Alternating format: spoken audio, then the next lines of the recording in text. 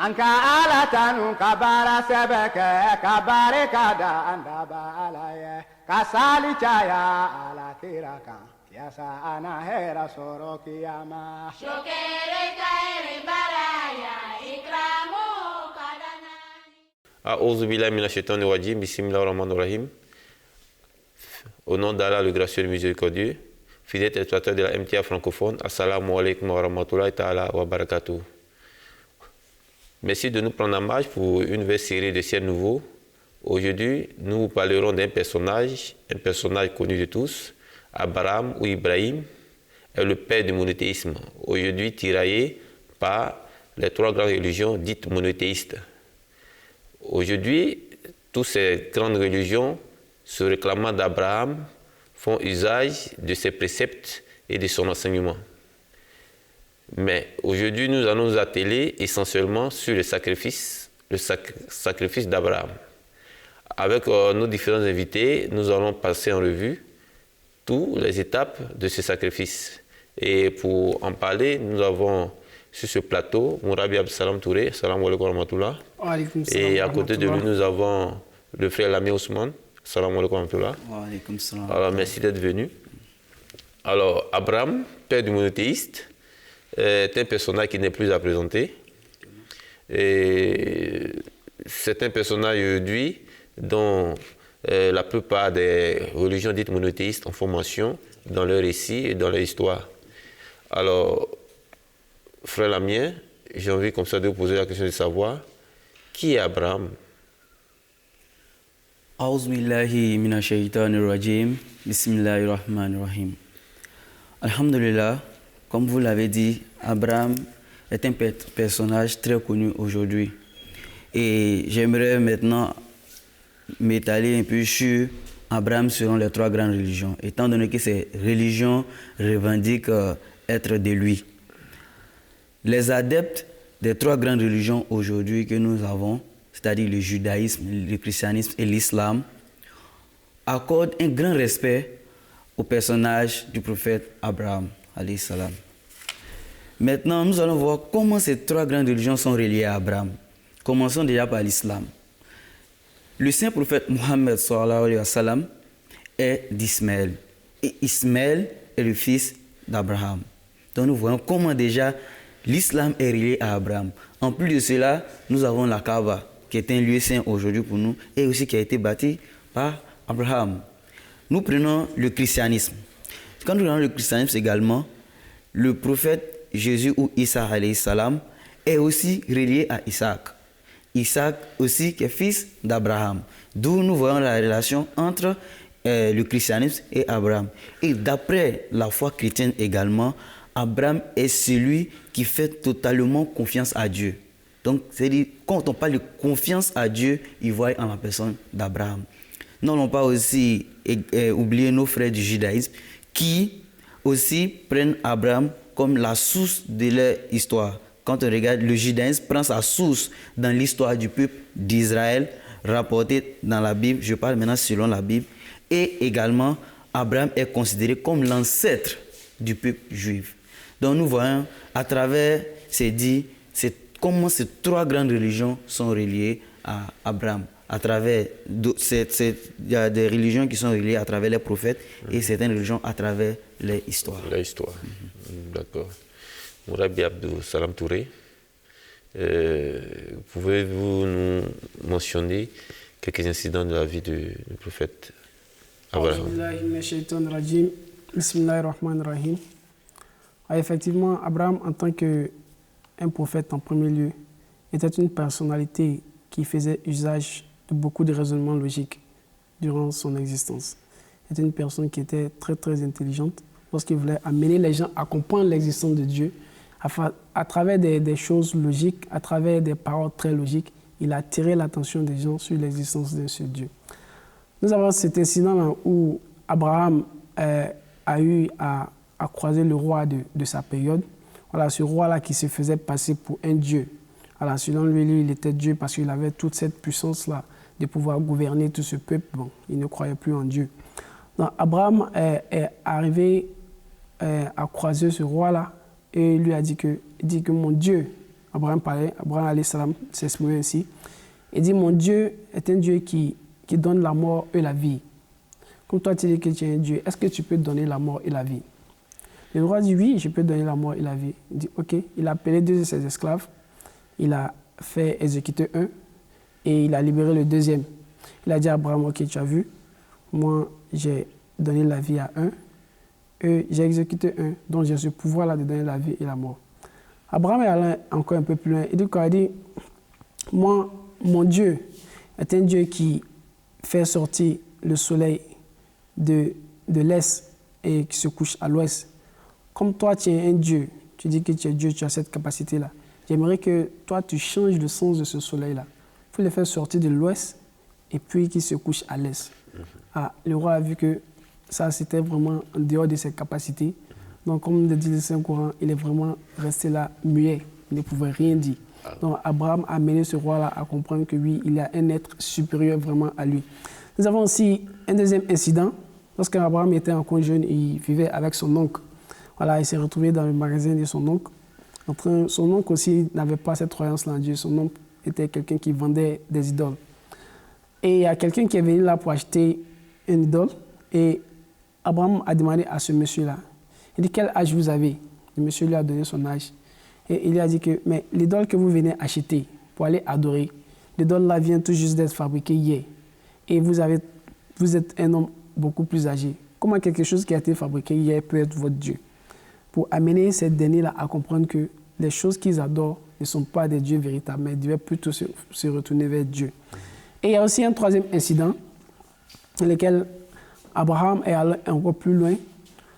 Le temple où les idoles étaient gardées pendant sa période, il est arrivé là-bas et il a brisé tous les idoles. Lorsque les gens de sa tribu sont venus, ils ont trouvé que leurs dieux sont vraiment dans un état qui ne les a pas plu. Et il s'est posé la question, mais qui a fait cela? Donc Abraham est venu et puis les a demandé, mais pourquoi vous ne posez pas la question au plus grand qui a l'âge là? Et ils ont commencé à se regarder et ils ont vu que le Dieu qu'ils adorent ne peut pas s'exprimer. Il ne peut pas dire qui a fait cela. Donc c'était une manière pour lui d'attirer l'attention des gens pour les ramener vers leur créateur véritable, qui est le Dieu qui est vivant, mais pas les idoles. Donc Abraham était une personnalité très grande qui, à travers ces différentes histoires-là, à travers ces différents incidents-là, a mené les gens à comprendre l'existence véritable du vrai Dieu. Ok, frère l'ami Ousmane, on a tout à l'heure Rabbi Absalom Touré qui nous relatait, n'est-ce pas, un certain nombre de faits qui montrent effectivement une confiance absolue d'Abraham envers son Créateur au point de défier les dieux de son époque. Alors, on voit que Abraham, effectivement, n'avait pas peur, il avait cette confiance en son Créateur. On parle souvent et de façon récurrente du sacrifice d'Abraham. Quel est ce sacrifice et pourquoi est-il qualifié d'être un grand sacrifice? Ok. Alhamdulillah, pour comprendre ce sacrifice, allons déjà de notre vision des choses aujourd'hui. On sait que tout parent travaille pour sa progéniture. Oui. Chaque père de famille, jour et nuit, sort matin, vient le soir, tout simplement pour préparer l'avenir de sa progéniture. Donc, toute famille est fondée sur sa progéniture. Et quand nous prenons Abraham, avec le temps qu'il a vécu, il n'a pas eu d'enfant, comme on le dit, jusqu'à ce qu'il ait atteint un âge très avancé. Donc, même dirait même qu'il ne pensait même pas qu'il allait avoir un enfant encore. Et à cet âge, Dieu lui a fait grâce pour lui donner un enfant. Mais Dieu ne s'arrête pas là. Non, Dieu lui demande également de sacrifier cet enfant. Je ne sais pas si on se comprend. Dieu lui demande maintenant, après toutes ces années d'attente, après tout ce qu'il a fait, peut-être comme Dieu labeur pour sa progéniture, il vient d'avoir un enfant sur qui il compte pour sa progéniture ou bien pour le futur. Dieu lui demande de sacrifier cet enfant-là. Et Abraham, après avoir reçu l'ordre, ne va pas aller contre son créateur. Il va même jusqu'à aller rencontrer son enfant et également l'informer de la situation. Et il accepte l'ordre divin de sacrifier son enfant. Donc ici, la grandeur déjà s'installe dans le fait qu'il a parcouru toutes ces années sans avoir enfant, et son seul enfant qu'il a eu, qui devait être, comme on le dit, la personne qui allait le remplacer dans le futur, qui allait être sa progéniture, qui allait faire parler de lui, Dieu lui demande encore de sacrifier cette personne-là. Aujourd'hui, même quand on demande à un parent même de blesser son enfant, c'est difficile. Oui. Mais lui, il a accepté malgré tout ça. Il ne savait même pas qu'il va avoir un enfant encore. En sacrifiant cet enfant, il n'allait plus avoir un enfant encore. Mais quand même, il a accepté l'ordre de Dieu de sacrifier son enfant. Ce qui montre vraiment la grandeur de ce sacrifice. Donc, merci pour cette explication, Moulavi Absalam Touré. Aujourd'hui, le sacrifice d'Abraham est sur les lèvres, j'allais dire, des grandes religions, dites monothéistes. Aujourd'hui, tout le monde en parle de ce grand sacrifice. On est amené à se poser la question, quelle est la philosophie qui se trouve derrière ce sacrifice, ou qui entoure, n'est-ce pas, ce sacrifice? Oui, effectivement, il y a une philosophie derrière ce sacrifice parce que Dieu voulait nous amener à comprendre quelque chose à travers ce sacrifice-là. Lorsque Abraham fut éprouvé de cette manière-là, il a accepté. Voilà, bien vrai qu'il n'est pas arrivé à l'état où l'enfant fut égorgé. Dieu voulait tout simplement voir l'obéissance d'Abraham.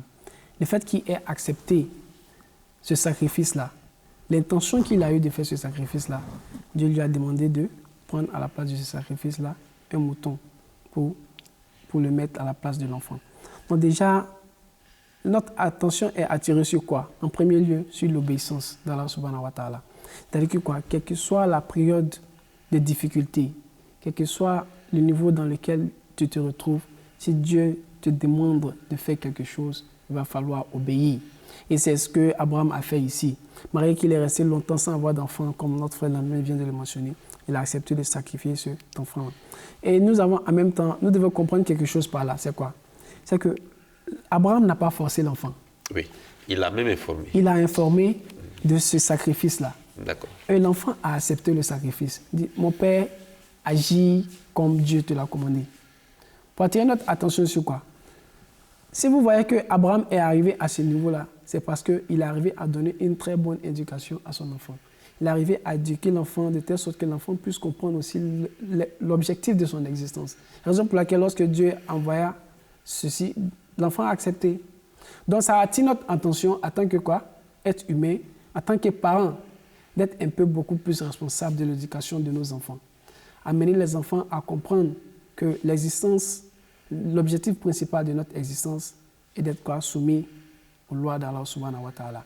Donc lorsque nous amenons l'enfant à comprendre ceci, donc cela veut dire quoi? Nous avons compris le sens de ce sacrifice-là. Ce sacrifice qu'Abraham et Ismaël essaient d'exprimer ici, c'est de quoi? D'éduquer, amener les parents à éduquer les enfants comme il le faut, ça c'est un. Et d'une part, les parents aussi doivent être obédients ou obéissants envers Allah subhanahu wa ta'ala. Dans le deuxième objectif du sacrifice, c'est quoi? Dieu nous dit dans le Saint-Coran, à travers un verset, il dit quoi? Il n'a pas besoin de la chair ni du sang, mais tout ce qu'il veut voir, c'est la taqwa, la piété. Voilà, c'est-à-dire l'intention avec laquelle tu fais le sacrifice est ce qui compte. Sinon, Dieu n'est pas un être qui a besoin de notre nourriture physique ou bien du sang. Voilà, mais c'est quoi? C'est l'intention qui t'anime, la crainte d'Allah subhanahu wa ta'ala que tu as. C'est de ça qu'il s'agit ici dans ce sacrifice-là, que les gens devraient noter. Et aussi, nous devons comprendre quelque chose. Les animaux que nous donnons en sacrifice pour commémorer cet acte d'Abraham-là, ces animaux-là ont accepté de se soumettre à nous. Pourquoi? Parce que Dieu a créé tout cela pour servir l'être humain. Et ça, c'est leur objectif. Maintenant, nous, en tant qu'êtres humains, nous avons aussi un objectif. Notre création, notre existence a aussi un objectif précis. C'est de quoi? C'est d'adorer Allah subhanahu wa ta'ala. Donc, de la même manière, ces animaux-là se soumettent à nous. Nous devons nous soumettre de cette même manière-là à notre Créateur. Donc, c'est la philosophie que nous tirons un peu de ce sacrifice d'Abraham. D'accord.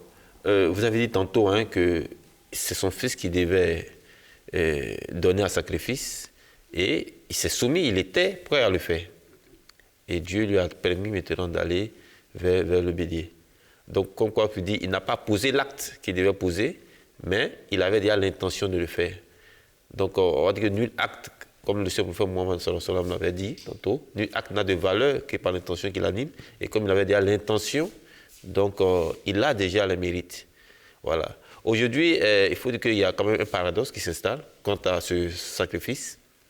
On a effectivement nos frères, nos cousins, on va dire, chrétiens, qui parlent également de ce sacrifice, mais qui l'attribuent à Isaac, au petit frère d'Ismaël. Alors, cet amalgame, comment est-ce que vous pouvez le lever? Oui, effectivement, nous allons faire l'usage d'un peu de logique. Regardons un peu si vraiment ce sacrifice était assez important pour les chrétiens. Nous ne voyons pas qu'il y a un moment de leur vie où ils sont en train de commémorer peut-être ce sacrifice-là, oui, pour exprimer un peu l'acte que les musulmans sont en train de faire. Si vraiment c'était Isaac, oui, on devait un peu avoir au moins une période dans leur calendrier où ils, oui, font ce sacrifice-là. Mais en mémoire, de ça. Mais nous, oui, nous ne retrouvons pas cet acte-là dans la pratique des chrétiens. Ça, c'est un. La deuxième, c'est laquelle? C'est que certains se diront que oui, dans la Bible, c'est écrit ainsi. Mais rentrons même dans cette Bible-là et voyons un peu le verset qui fait mention de ce sacrifice-là. Le verset dit quoi? Le verset dit que Dieu demanda à Ibrahim de sacrifier son fils unique. Le mot unique a été mentionné. Et après le mot unique, ils ont écrit Isaac. Il y a une contradiction là. Pourquoi? Parce que Isaac n'a jamais été le fils unique d'Abraham. Avant la naissance d'Isaac, il y a eu Ismaël. Ismaël est environ 13 ans plus âgé que Isaac. Donc si le mot unique est mentionné, c'est que le nom qui devait suivre ne devait pas être Isaac, mais plutôt Ismaël. Donc si c'est Isaac qui est écrit là, ça veut dire qu'il y a un problème. Voilà. Donc les chrétiens doivent savoir que lorsque les musulmans disent que ce sacrifice se réfère à Ismaël, même dans leur propre Bible, nous le pouvons, à travers ce verset-là. Pour dire quoi, ce verset même est une contradiction pour dire quoi? S'il est mentionné fils unique, ce fils unique ne peut en aucun prix être Isaac. Cela devrait être Ismaël. Parce que c'est lui qui fut à un moment de sa vie fils unique d'Abraham, alayhi salatu wa salam. Et après lui, il a eu la naissance d'Isaac. Donc cela attire notre attention pour dire quoi? Oui, ces chrétiens qui pensent que ce sacrifice se réfère à Isaac est une erreur de leur part. Mais s'ils se disent que c'est écrit dans la Bible, alors c'est une contradiction. À travers même le texte même qui est écrit dans la Bible, qui fait mention d'Isaac comme fils unique, qui n'a jamais été fils unique d'Abraham, alayhi salam, mais c'est plutôt Ismaël qui a été fils unique. Donc nous pouvons à travers cela que ce sacrifice se réfère à Ismaël et non pas à Isaac. Isaac, d'accord. Effectivement, le verset fait mention de fils unique, ce qui veut dire qu'en ce moment où il s'apprêtait à exécuter l'ordre divin, il avait un seul fils. Et comme il était très âgé et qu'il avait ce seul fils, Dieu était là en train vraiment de le mettre à l'épreuve. Frère l'ami Ousmane, qu'est-ce que vous pouvez dire concernant ce paradoxe quant à Ismaël ou Isaac? Exactement, pour bondir dans le même sens que notre Moulavi Sahab, nous devons savoir que tout ce qu'on nous dit, avant de prendre ça avec beaucoup de fanatisme, on doit avoir avec d'abord la logique. Comme il l'a dit, un fils unique ne peut pas venir après un autre. On n'est unique qu'une seule fois. Donc, si eux-mêmes ils sont d'accord qu'Abraham a sacrifié son fils unique, alors ils doivent se joindre aux musulmans pour dire que c'est Ismaël. Et même, le Coran même nous dit également qu'au moment où ça s'est passé, l'enfant, ce n'était pas un bébé, il pouvait travailler avec son papa. Donc, ça veut dire qu'au moins le sacrifice a eu lieu, l'enfant avait un âge un peu avancé, comme ils ont dit, 12, 13 ans. Donc nous ne pouvons pas dire ici qu'il s'agit d'Isaac. Et comme il l'a dit, quand nous regardons, on n'a jamais vu des chrétiens célébrer ce sacrifice-là. Alors que nous sommes tous d'accord que c'est un grand sacrifice. Si c'est un grand sacrifice, pourquoi ils n'arrivent pas à célébrer et même à inculquer à leur génération? Oui. Parce que les jeunes de maintenant même ne savent même pas qu'il y a un sacrifice comme ça qui a été effectué par Abraham.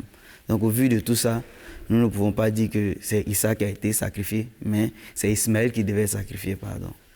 Ok, Abraham, grand prophète, bien-aimé d'Allah subhanahu wa ta'ala, en qui il avait placé toute la confiance.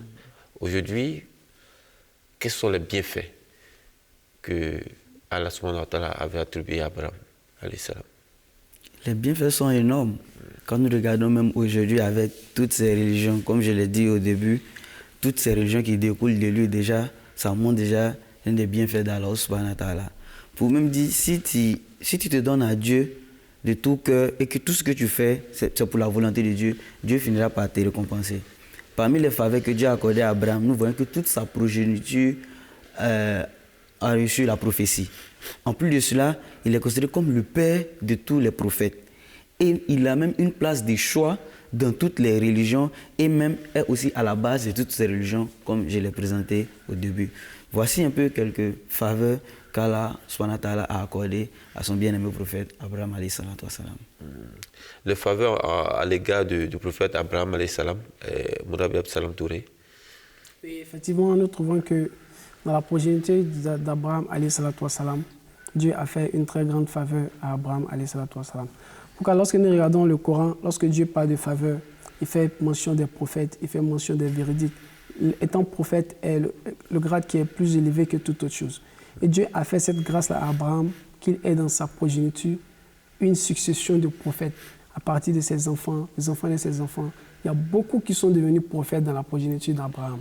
Et c'est cette faveur-là que nous-mêmes, en tant que musulmans, lorsque nous parlons du Duroud Sharif que nous faisons sur le Saint-Prophète Mohammed sallallahu alayhi wa sallam, on dit Allahumma salli ala Muhammadin wa ala ali Muhammad, kama sallaita ala Ibrahim wa ala ali Ibrahim, innaka hamidun majid. Pour dire quoi?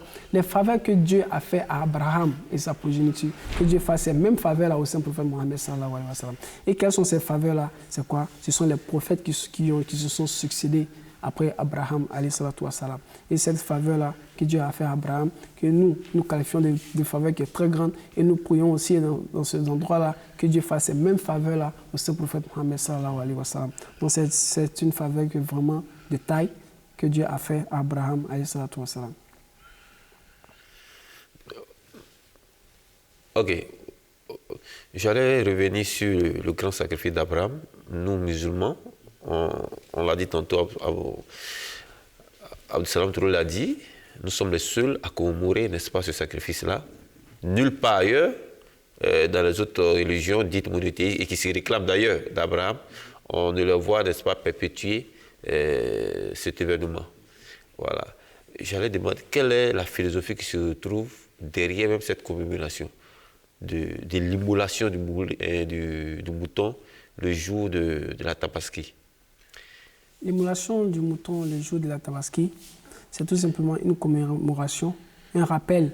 Amener les musulmans à comprendre que Abraham alayhi salatu wa salam, à un moment de sa vie, a eu à sacrifier ce qu'il avait de plus cher pour la religion.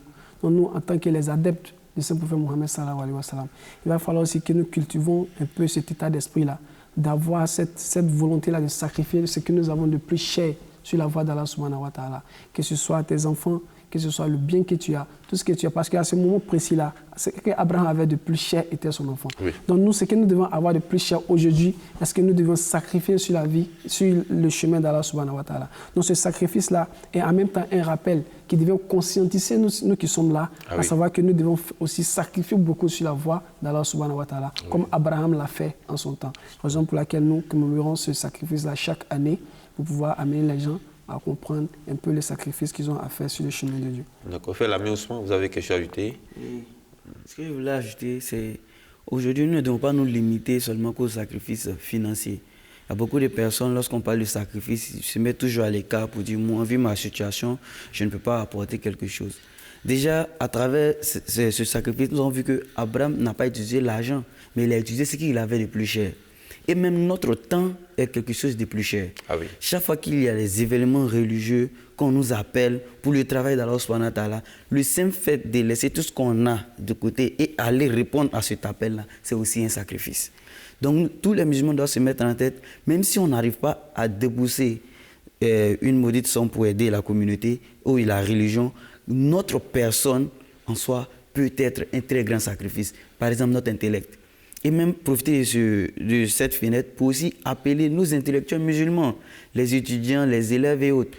Tout ce que nous avons comme intellect, comme intelligence, nous devons le mettre au profit de notre religion.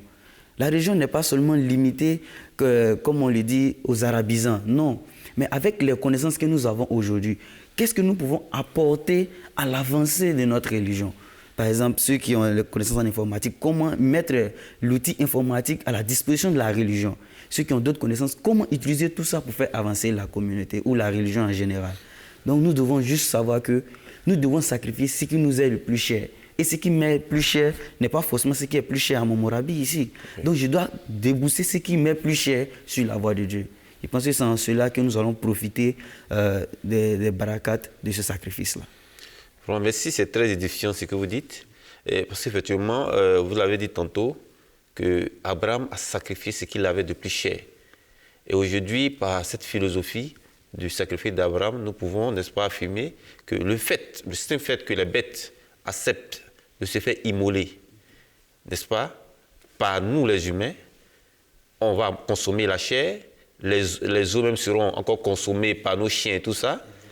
Est-ce que nous sommes aussi prêts, comme Abraham l'a fait, est-ce que nous sommes aussi prêts de nous sacrifier, de nous donner un sacrifice pour Allah subhanahu wa ta'ala? Voilà la grande interrogation. Et je pense qu'avec ce que vous venez de mentionner, les uns et les autres, les téléspectateurs comprendront que le sacrifice, effectivement, est un acte louable et c'est un acte que tout musulman devait, n'est-ce pas, perpétuer à l'image du sacrifice d'Abraham. Votre mot de fin, Abdussalam Touré, s'il vous plaît. Et comme mot de fin, nous attirons un peu l'attention de nos téléspectateurs pour dire que Abraham a vraiment fait un grand sacrifice. Et nous devons le prendre comme un modèle dans notre société. Dans tout ce que nous faisions, nous devons être prêts et nous mettre au service de Dieu, au service d'Allah subhanahu wa ta'ala, comme Abraham l'a fait durant toute sa vie. Toute sa vie, il s'est mis au service de Dieu. Quelle que soit la difficulté, il n'a jamais baissé les bras. Donc en tant que musulmans, en tant que croyants, nous devons aussi nous mettre dans cette même lancée-là, afin d'être aussi proches d'Allah subhanahu wa ta'ala comme l'a été Abraham, afin de pouvoir aussi bénéficier de ces faveurs-là que Dieu a fait à Abraham, que nous puissions aussi bénéficier de cela. L'ami Ousmane, votre mot de fin. Comme mot de fin, j'aimerais prendre une petite situation. Prenez un exemple, un père qui a 3 enfants. Et chaque enfant veut avoir la paternité de son père. Il revendique qu'il est l'enfant de son papa. Qu'est-ce qui va se passer? Il y aura une concurrence entre ces 3 enfants. Oui. Chacun voudra donner le meilleur de lui-même pour qu'on sache qu'il est vraiment le fils du père. Oui. Telle est notre situation aujourd'hui. Nous avons les 3 grandes religions qui se réclament ou bien qui disent qu'ils viennent de ce grand homme-là. Si nous, musulmans, disons vraiment que nous sommes de sa descendance, alors à travers nos actes, à travers notre comportement, on doit voir vraiment que nous venons de lui. Et comme je l'ai dit tantôt, à travers ce sacrifice, nous le reconnaissons et nous aussi, on doit être les gens qui sacrifient le plus pour pouvoir vraiment appartenir à ce grand homme. Prenez un instant. Aujourd'hui, nous voyons nos frères d'à côté, pour les cultes, s'élèvent même matin depuis 8 heures, ils reviennent jusqu'à 16, ils ne sont pas pressés. Mais aujourd'hui, c'est nous, généralement, pour nos cultes, même la prière de vendredi, on regarde à quelle heure le sermon commence et on revient juste. Cela ne nous honore pas. Ça ne montre même pas que nous sommes de la descendance du prophète Abraham alayhi salatu wa salam. Nous devons être les personnes qui sont le plus prêtes à sacrifier. Parce que le sacrifice est dans notre sang, comme on le dit, c'est dans nos veines. Donc, à travers ce sacrifice-là, les gens comprendront que vraiment, cette religion vient vraiment de ce grand homme et les gens maintenant apprendront de nous. Comme je l'ai dit, nous sommes de la meilleure des religions et cela ne doit pas être seulement sur nos lèvres, mais à travers aussi nos comportements. On doit vraiment savoir que vraiment, cette religion est la meilleure des religions. Merci infiniment. Cela ne devait pas se limiter à nos lèvres. Fidèles téléspectateurs de la MTA francophone, c'est ici que prend fin le thème sur le sacrifice d'Abraham. Mais retenons ceci avant de nous quitter, que Abraham, père du monothéisme, était prêt à sacrifier son fils. Son fils également était prêt à se donner en sacrifice. Aujourd'hui, sommes-nous prêts, nous, musulmans, de nous donner un sacrifice ou de sacrifier ce que nous avons de plus cher? Puisse Allah nous maintenir sur la bonne voie. Assalamu alaikum wa rahmatullahi ta'ala wa barakatuh. إكرامه كدناني شكر خير البرايا إكرامه كدناني أنك آلة كبار سبك كبار كدا أندب علي كسالي جايا على كيركا يا سانا هيرا سوروك يا ما شكر خير البرايا إكرامه